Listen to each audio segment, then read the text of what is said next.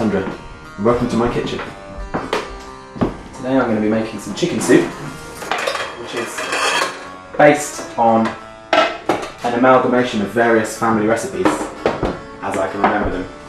My grandma's, my sister's, and my stepmom's recipe, all kind of remixed together, if you will, into today's special limited edition chicken soup.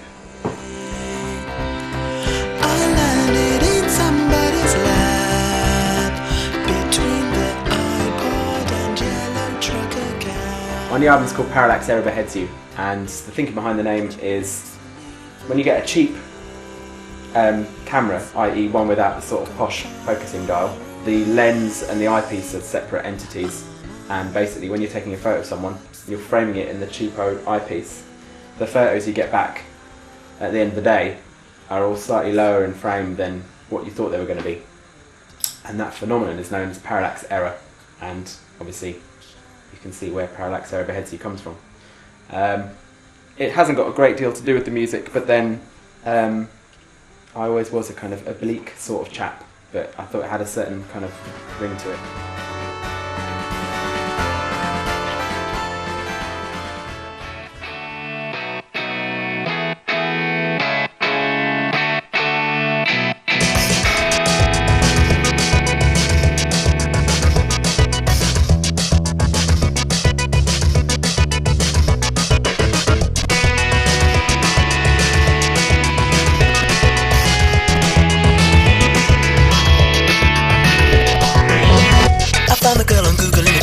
She was in the background of a picture of a church.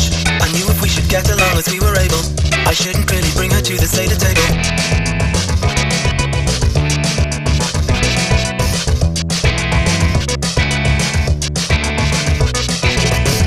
I found the girl on eBay. She was sitting on halfway to a three-way.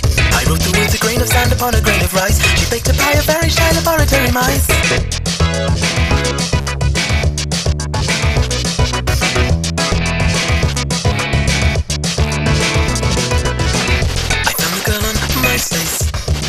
There was my face. I went into a corner shop and bought myself an edge. Another shiny vector to add to my cottage.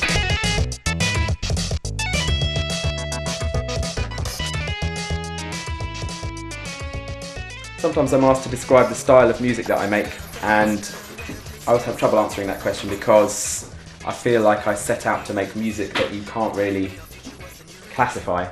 Like, I listen to all kinds of different styles of music, from progressive rock to like Frank Zappa to things like Beyonce and stuff like that, and like Ortega.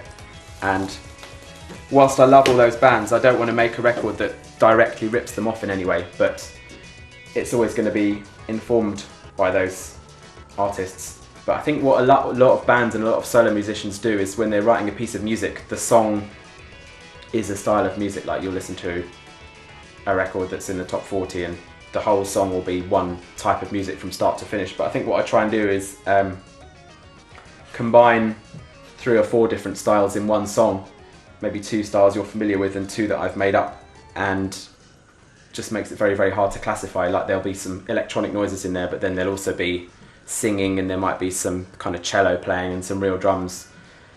But then 2 minutes in, it might suddenly change into this kind of guitar-based wig out. So bits of my music are a certain style of music, but I think if you were to take any of my songs, it would be very hard to describe what style it is.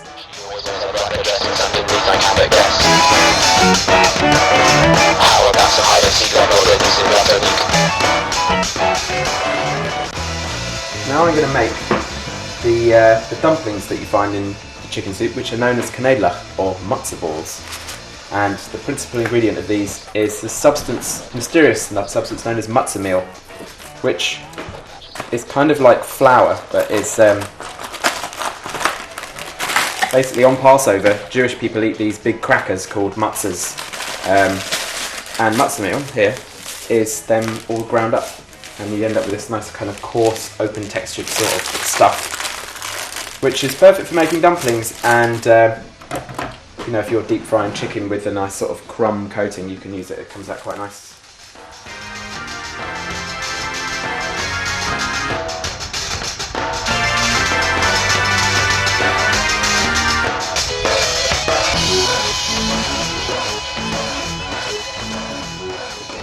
I'm about to embark on a UK tour with the electronic pop band Hot Chip, which I'm very excited about. This is my biggest tour to date. Big fans of Hot Chip, and pretty psyched that they asked me to come on the road with them. So I'll be playing venues like Brixton Academy, which is like, you know, an order of magnitude bigger than anything I've ever done before. Also got a few dates in Europe lined up for later in the year. Always have a good time in Europe. Had some really amazing shows in Poland over the last couple of years. Did a Polish tour. Met loads of cool people on the road. Kept being given bits of Polish food, like turning up at these venues, and then like a fan would come up with some pierogi in a little Tupperware. Which pierogi are these little Polish dumplings that you can get. And it's obvious. I'm obviously famous for just eating loads of food. I don't know what gives people that idea, but wherever I go, people seem to give me food, which is quite nice. Had a really amazing show in Berlin in a venue I can't remember the name of, but I think it was a very sort of underground, unlicensed kind of place. They had to bring their own beers and ice cubes and stuff like that.